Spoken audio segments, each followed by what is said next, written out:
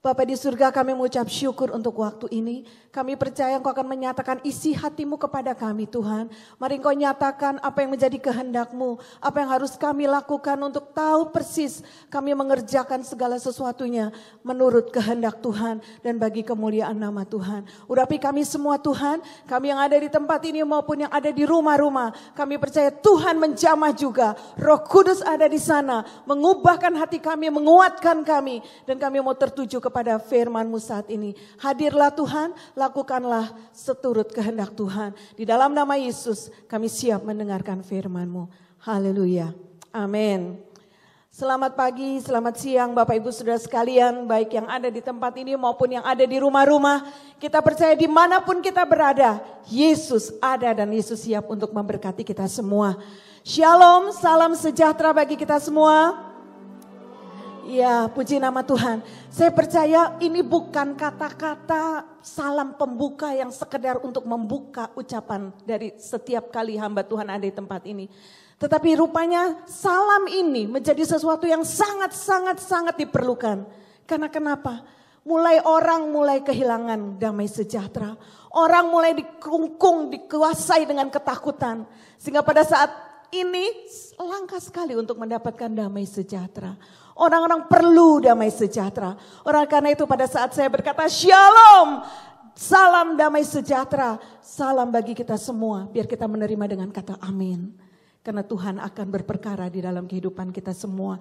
Sedang jemaat yang dikasihi Tuhan, saya percaya Tuhan memiliki satu rencana yang luar biasa. Kejadian yang melanda saat ini di bangsa Indonesia maupun di bangsa-bangsa di seluruh bangsa di dunia ini. Saya percaya Tuhan memiliki maksud. Tuhan gak iseng-iseng. Tuhan punya maksud terutama bagi gerejanya, bagi kita semua orang percaya. Kita tak mau menangkap apa sih sebenarnya isi hati Tuhan. Oleh karena itu kita buka sama-sama. Saat ini kita akan belajar apa yang Tuhan inginkan disampaikan pada pagi hari ini kepada kita semua. Kita sama-sama membuka di dalam Mazmur 46. Kita baca mulai dari ayat 2 saja sampai ayat 12. Sama-sama kita baca dengan suara kuat. Ibu, bapak, saudara yang ada di rumah, mari kita buka Alkitab kita baca dengan kuat. Ini menjadi satu kekuatan dan peneguhan bagi kehidupan kita. Ayat 2 sampai 12, kita baca bersama-sama. Allah itu bagi kita tempat perlindungan dan kekuatan. Sebagai penolong dalam kesesakan sangat terbukti. Sebab itu kita tidak akan takut. Sekalipun bumi berubah, sekalipun gunung-gunung goncang di dalam laut, sekalipun ribut dan berbuih airnya, sekalipun gunung-gunung goyang oleh geloranya. Selah. Kota Allah, kediaman yang maha tinggi, disukakan oleh aliran-aliran sebuah sungai.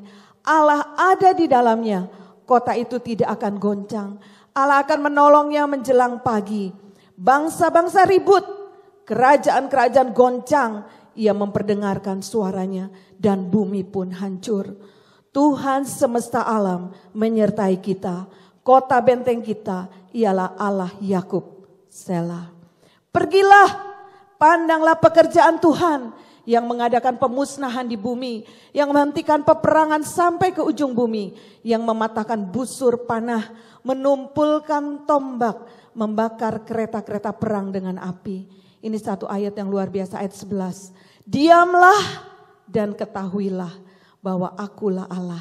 Aku ditinggikan di antara bangsa-bangsa, ditinggikan di bumi. Tuhan semesta alam menyertai kita. Kota benteng kita ialah Allah Yakub. Selah. Amin. Terpujilah nama Tuhan untuk pembacaan firman Tuhan saat ini. Bapak Ibu, kalau kita membaca Mazmur ini yang ditulis oleh Bani Korah, kita melihat latar belakangnya.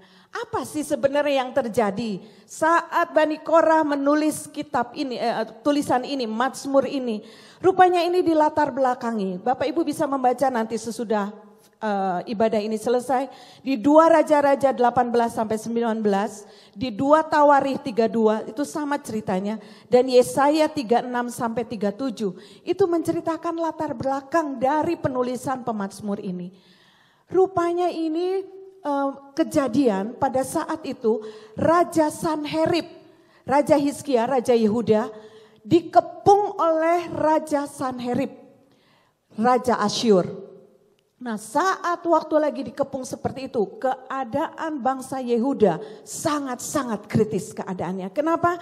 Kalau Bapak Ibu baca dari 2 Raja-Raja 18 ayat yang ke-27, dikatakan itu satu keadaan yang luar biasa. Kenapa? Karena penduduknya, orang-orang yang duduk di atas tembok itu yang ada di wilayah Yehuda, sampai memakan tainya dan meminum air kencingnya bersama-sama dengan semua penduduk di bangsa Yehuda. Keadaan yang seperti apa itu mengerikan, saudara. Keadaan yang sangat-sangat mengerikan. Kenapa? Sampai tidak ada makanan, tidak ada persediaan air maupun minuman. Itu tidak ada di dalam bangsa Yehuda saat itu. Hizkia sebagai raja, dia menghadapi bangsa Yehuda yang begitu kritis saat itu. Krisis terjadi. Dan waktu itu juru minuman dari Raja Sanherib diutus, kasih tahu Allah mana yang bisa menang dari Allahnya Raja Asyur. Semua udah dikalahkan. Allah kamu juga gak akan bisa menolong kamu. Satu keadaan yang begitu sangat menekan bagi bangsa Yehuda saat itu. Tapi kita melihat di sini, kenapa sampai ada puji-pujian, Bani Korah menaikkan puji-pujian seperti itu. Kita melihat, kita mau belajar dari cerita ini. Bagaimana bangsa Israel mengalami tekanan. Hizkia mengalami satu tekanan yang luar biasa untuk memutuskan segala sesuatunya. Apa yang harus dilakukan. Kita mau belajar dari cerita Hizkia ini. Apa sih responnya pada saat mengalami krisis? Saat ini kita nggak bisa pungkiri, kita semua mengalami krisis dalam arti kesehatan, ketakutan. Ada rasa kematian yang begitu mencengkeram bagi seluruh bangsa Indonesia sampai ke bangsa-bangsa. Dan kita mau lihat respon kita di saat kita menghadapi krisis masa-masa seperti ini. Tuhan mau saat ini datang dengan firman yang mengingatkan kembali kepada kita melalui cerita Hizkia ini. Hizkia responsnya apa? Rupanya Bapak Ibu sekalian, kalau kita baca di dalam ketiga kitab tadi, terutama di dalam Yesaya ya, Yesaya 36 sampai 37, itu jelas sekali dikatakan bahwa Hizkia saat mendengar surat itu, saat mendengar ancaman dari juru minuman agung dari Raja Sanherib, dia lakukan seperti ini. Dia lakukan langsung, dia berkata kepada penduduk, jangan diam, jangan nyautin apa yang dikatakan oleh juru minuman. Dan pasal 37, segera sesudah Raja Hizkia mendengar itu, dikoyakanlah pakaiannya dan diselubunginya badannya dengan kain kabung. Lalu ia masuk ke rumah Tuhan, ia berdoa. Saudara, Tuhan mau saat kita mengalami krisis seperti ini, saat kita mengalami tekanan, bangsa kita mengalami tekanan yang luar biasa. Tuhan mau mari kita meresponi saat-saat seperti ini. Seperti Raja Hizkia apa? Dia koyakkan baju kebesarannya. Dia berkabung. Dia datang ke rumah Tuhan. Dan dia berdoa, berseru kepada Tuhan. Saudara, biar ini juga menjadi satu tindakan kita sebagai orang percaya. Semua dilanda seperti ini, tidak ada pengecualian. Semua kita dilanda oleh ketakutan seperti ini. Tapi satu hal yang menjadi jaminan bagi kita orang percaya. Tuhan mau ambillah sikap saat menghadapi seperti ini. Cari wajah Tuhan. Koyakkan bajumu dalam arti kita berkabung, kita mau lakukan pertobatan. Gereja perlu bertobat. Selama ini kita mungkin selalu berfokus kepada diri kita sendiri. Terlalu berfokus kepada hal-hal yang sementara. Tuhan izinkan ini terjadi untuk apa? Supaya kita melihat, hei anak-anakku, jangan terjebak dengan hal-hal yang sementara. Ada kekekalan yang menanti kita. Kita perlu menanamkan, kita perlu bergerak ke arah ini. Mari kita bertobat. Jemaat Tuhan, gereja Tuhan bertobat di hadapan Tuhan. Selama ini kita memikirkan diri sendiri, menganggap bahwa uang bisa membeli semuanya, menganggap uang adalah segala-galanya. Sekarang, saudara mau pakai uang kemanapun, tidak ada artinya. Mau pergi kemana, mau liburan kemana, uang ada, segala ada. Saudara, semua bangsa-bangsa mengalami hal yang sama. Tidak ada keamanan di dalamnya. Tuhan mau katakan, datang saja kepadaku. Pergi ke rumah Tuhan dalam arti kita menjadi baitnya. Biar bait kita menjadi bait Roh Kudus di mana kita datang kepada Tuhan. Kita mencari wajah Tuhan. Dan di dalam doanya seperti itu Hizkia berkata. Dia ada doa pengakuan. Minta belas kasihan dari Tuhan. Dan dengan itu dia juga berkata, Allahku adalah Allah yang besar. Allah yang menjadikan langit dan bumi. Bapak Ibu, saat kita bertobat. Saat kita menyatakan Tuhan ampuni gerejamu, ampuni kami sebagai bait-Mu. Mari kita lanjutkan dengan pengagungan kita kepada Tuhan. Tuhan, aku percaya aku memiliki Allah semesta alam. Allah yang menjadikan langit dan bumi ini. Allah yang begitu besar, Allah yang lebih besar dari segala permasalahan yang kita hadapi. Sehingga kita bisa bernyanyi seperti Bani Korah bernyanyi. Tadi kita sudah nyanyikan ya, Immanuel, Allah yang menyertai. Lagunya bahwa Allah itu gunung batu kita. Kita bisa berkata kepada Tuhan, Tuhan Engkaulah tempat perlindungan. Saat ini kita gak bisa berlindung kepada yang lain saudara. Berlindung kepada kekayaan, berlindung kepada apa? Jaminan kesehatan, ke dokter, ke rumah sakit. Tidak ada perlindungan di dalamnya. Tuhan mau sampai kita berkata, Tuhan sungguh seperti Bani Korah berkata, di dalam keadaan kesesakan seperti itu Bani Korah berkata, Allah itu bagi kita tempat perlindungan dan kekuatan. Amin. Yesus tempat perlindungan kita. Yesus tempat kekuatan kita. Tadi kita sudah nyanyikan. Sungguh luar biasa Roh Kudus memimpin kita di dalam roh yang luar biasa. Sampai lagu pujian dan firman Tuhan boleh jadi satu rangkaian yang luar biasa. Ayat 3 dan 4 kita belum mengalami seperti ini. Sebab itu kita tidak akan takut sekalipun bumi berubah. Sekalipun gunung-gunung goncang di dalam laut. Sekalipun ribut dan berbuih airnya. Sekalipun gunung-gunung goyang oleh geloranya. Kita belum sampai keadaan yang menakutkan seperti ini. Tetapi mari kita bangun nih. Rasa kita butuh akan Tuhan. Bangun bahwa kita percaya hanya di dalam Tuhan saja kita mendapat perlindungan dan kekuatan. Jadi ya langkah pertama yang harus kita hadapi saat ini. Mari kita datang mencari hadirat Tuhan. Mari kita bertobat. Mari kita agungkan di dalam doa kita. Aku memiliki Allah yang besar. Aku memiliki Allah yang menjadikan langit dan bumi.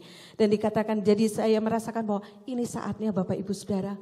Kita mengaplikasikan firman Tuhan ini. Mungkin selama waktu lagi almarhum Pastor Lukas ada program dicanangkan Alkitab dibaca setahun secara sampai selesai, itu sudah kita lakukan bersama-sama. B, berdoa, buat mezbah doa keluarga. Mungkin selama ini kita nggak perlu, pokoknya nggak perlu ada mezbah keluarga. Tapi dengan goncangan yang Tuhan izinkan saat ini, kita merasa bahwa benar perlu. Karena sekarang orang-orang beribadah di rumah-rumah. Mari para pria, mari para ayah, jadi imam di dalam keluarga. Bawa seluruh anggota keluargamu untuk saat ini berdoa, merendahkan diri di hadapan Tuhan. Mencari wajah Tuhan. Dan kita akan berkata, Allahku tempat perlindunganku hanya Engkau Tuhan. Kekuatanku hanya Engkau. Dan saat ini saya merasa bahwa Tuhan izinkan ini. Supaya di gereja Basilea, khususnya di Menteng ini. Kita boleh memiliki keluarga-keluarga yang kuat. Yang membangun mezbah doa. Keluarga-keluarga yang tahu persis membawa seluruh anggota keluarganya bahwa tidak ada perlindungan selain hanya di dalam Yesus Kristus Tuhan menjadi kekuatan kita. Yang kedua, kita melihat langkah dari ini. Mari kita miliki iman bahwa tidak ada sesuatu pun yang terjadi tanpa izin Tuhan. Iman dalam arti imannya kepada siapa kita beriman, kepada siapa kita menaruh percaya. Saudara, mungkin kita mengalami sakit, betul kita mungkin mengalami sakit, belum disembuhkan. Mungkin bahkan tidak disembuhkan. Kita mengalami pergumulan yang lain mungkin, pergumulan keuangan dan belum ada pertolongan. Tuhan mau mari kita memiliki iman. Iman kepada siapa kita menaruh percaya. Yaitu kepada Yesus Kristus Tuhan. Yang tidak pernah berubah. Dulu, sekarang dan sampai selama-lamanya. Biar kita seperti Sadra, Mesa dan Abednego yang minggu lalu disampaikan. Yang tidak mau menyembah patung berhala. Di mana Raja Nebukadnezar mau menyembah untuk dewanya. Dan juga menyembah akan patung emas yang didirikannya. Sadra, Mesa, Abednego tidak mau menyembah. Dan tetap berkata, Allahku sanggup menolong kami. Kalau kami sanggup menolong. Tapi kalaupun tidak, aku tidak akan mau menyembah patungmu ya Raja. Satu sikap iman yang kita harus pegang teguh. Apa artinya dalam keadaan apapun, ingatlah Tuhan tidak pernah iseng untuk melakukan sesuatu. Tuhan pasti punya tujuan yang terbaik dalam setiap kejadian yang Tuhan izinkan. Dan kalau kita mengalami pergumulan yang begitu berat saat ini, ingatlah kepada siapa kita menaruh iman. Kepada Yesus Kristus Tuhan yang tidak pernah berubah. kasihnya, kuasanya tetap sama. Oleh karena itu sekalipun kita mungkin masih bergumul, sekalipun kita sakit dan belum mendapatkan kesembuhan, atau bahkan mungkin tidak sembuh, saudara, percaya kita bukan kepada hal-hal yang sementara, percaya kita kepada Allah yang kekal, Allah yang menjadikan langit dan bumi, dan Allah yang hadir saat ini di tempat ini, Allah yang hadir di rumah Bapak Ibu sekalian, Allah yang siap menjamah. Taruh iman kita kepada Tuhan.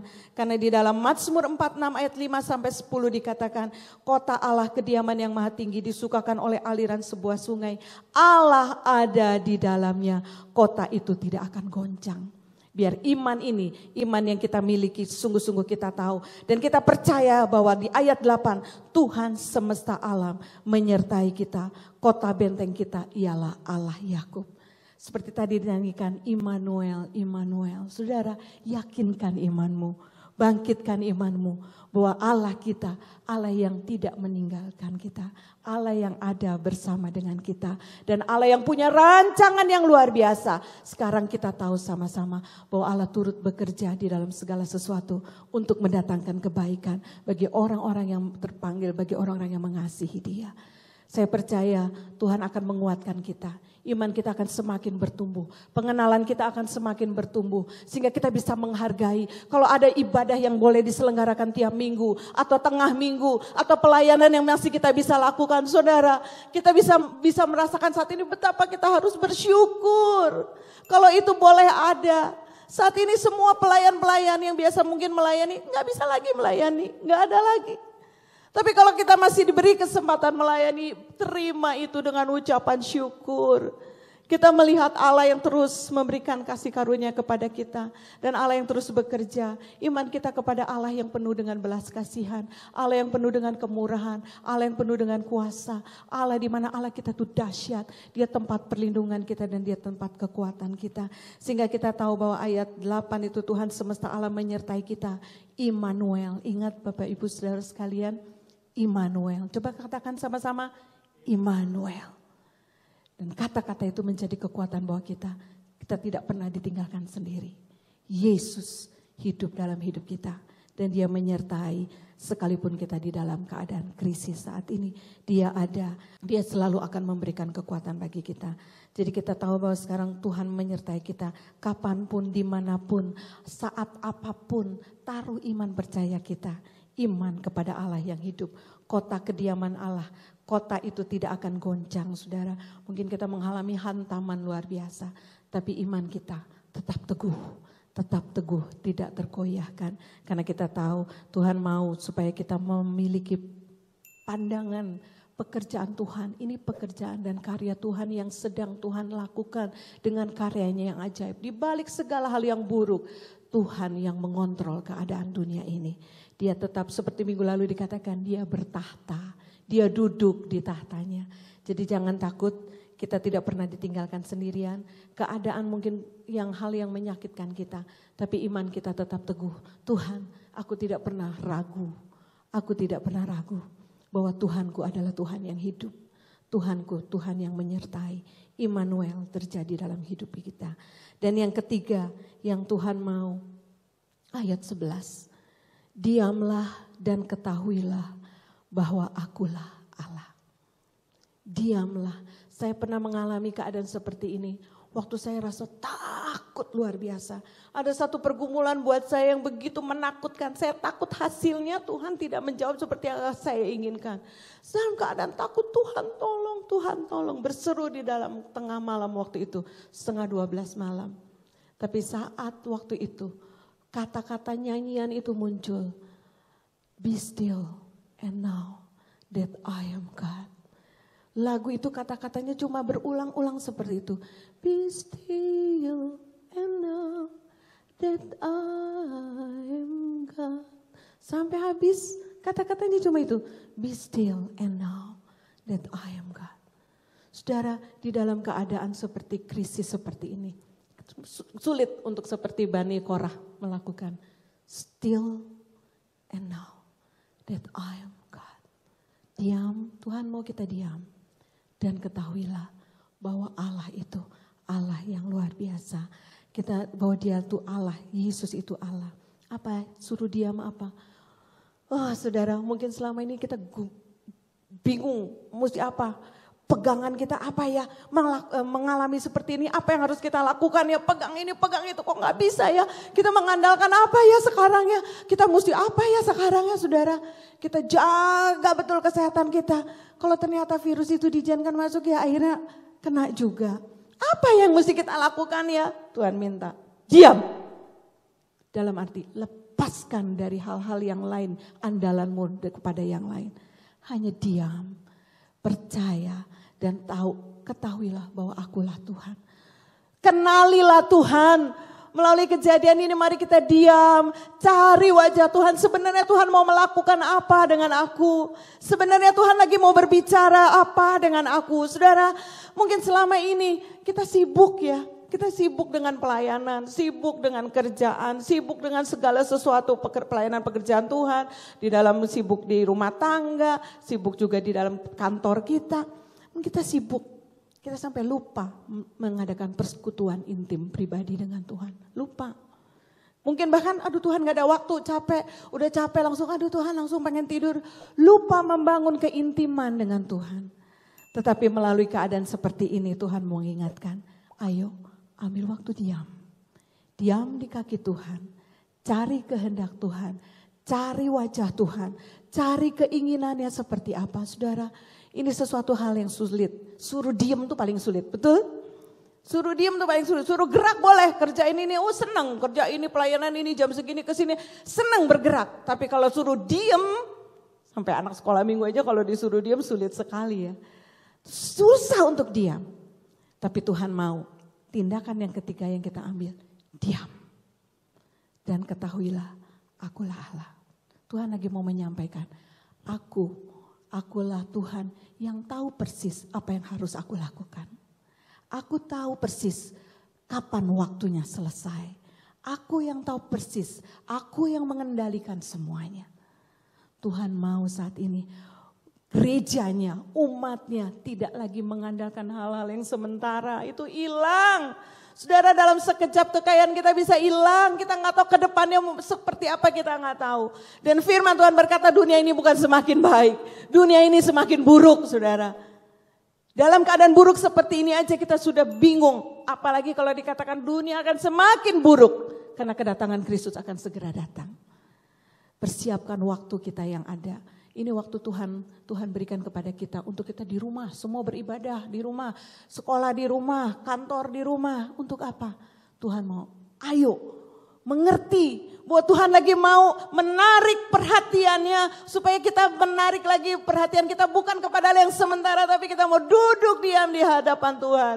Tuhan bicara, apa yang menjadi kehendakmu? Cari kehendaknya, cari wajahnya. Bukan hanya kita datang sekedar minta-minta di dalam doa, kita seringkali minta di dalam doa pertama kita minta ampun, kita minta belas kasihan. Tetapi di dalam sikap yang terakhir ini, duduk diam dan ketahuilah, disitulah iman kita akan dibangkitkan. Kita akan tahu dan mengenal Tuhan kita adalah Tuhan yang dahsyat luar biasa. Dan saya senang dengan ayat ini Bapak Ibu sekalian di ayat 11b. Aku ditinggikan di antara bangsa-bangsa, ditinggikan di bumi. Amin. Ini yang rupanya Tuhan inginkan melalui setiap kejadian goncangan yang terjadi. Sasarannya apa? Aku ditinggikan di antara bangsa-bangsa, ditinggikan di bumi. Biar semua orang melihat ada Allah. Ada Tuhan yang kita sembah di dalam Yesus Kristus. Dia di atas segalanya. Dia Allah di atas segala Allah. Dia Tuhan di atas segala Tuhan. Yang kita tahu dia yang memegang kendali dunia ini. Alam semesta jagat raya ada di dalam kendalinya. Kenapa kita harus takut? Saat kita diam di hadirat Tuhan. Dan Tuhan berkata, ketahuilah bahwa akulah Allah. Tuhan lagi mau menyatakan pribadinya kepada kita masing-masing. Dia akan menyatakan lebih lagi. Pengenalan kita kepadanya akan lebih bertambah lagi. Tidak lagi yang pengalaman yang lalu. Tapi pada saat kita melewati semua krisis ini. Kita lihat ke belakang. Sungguh Allah menyatakan pribadinya lebih lagi atas hidup kita. Dia mau menyatakan kepada kita bahwa dia Allah yang Immanuel. Dia Allah tempat perlindungan kita. Dia Allah kekuatan kita. Dan dia Allah sumber jawaban. Semua yang kita andalkan tidak ada artinya selain kita mengandalkan hanya kepada Tuhan. Tuhan lagi mau ini bentuk kasih sayang Tuhan. Supaya gerejanya tidak hanyut, tidak larut dan akhirnya terhilang saat Yesus datang kembali. Yesus mau supaya benar-benar kita lagi bekerja bagi dia. Supaya kita lagi benar-benar mengarah kepada apa? Yesus yang ditinggikan. Tuhan yang ditinggikan di antara bangsa-bangsa. Ditinggikan di bumi ini. Saya percaya saudara, kita tahu bahwa Tuhan selalu mempunyai rancangannya terbaik. Tidak pernah salah. Rancangannya bukan rancangan kecelakaan, amin. Rancangan yang mendatangkan damai sejahtera. Oleh karena itu Tuhan mau mencabut segala ketakutan dari hati kita. Mencabut segala sesuatu yang menutup segala kekuatan yang Tuhan berikan bahwa kita memiliki Allah yang besar. Andalkan Tuhan dalam hidup kita. Tuhan menyertai, Dia Allah Immanuel. Dia tidak pernah meninggalkan kita, Dia ada menyertai kita. Dimanapun saudara berada. Saudara mungkin sekarang sedang lagi bersekutu, berkumpul dengan anggota keluarga saudara. Mari Bapak Ibu saling mendoakan satu dengan yang lain. Ayah doakan ibu, berdoakan anak-anak, suami istri saling mendoakan. Doakan supaya tidak dikuasai dan dicengkram dengan roh ketakutan. Lepaskan damai sejahtera. Lepaskan shalom kepada anggota keluarga kita. Dan saya pun akan berdoa. Saya akan berdoa untuk melepaskan shalom Tuhan. Boleh terjadi atas kita semua. Dan kita mau mengambil tindakan ini. Mari kita datang kepada Tuhan. Ke rumah Tuhan. Koyakan baju kita. Kita berkabung. Kita bertobat dari segala sesuatu yang sudah kita lakukan yang tidak berkenan di hadapan Tuhan.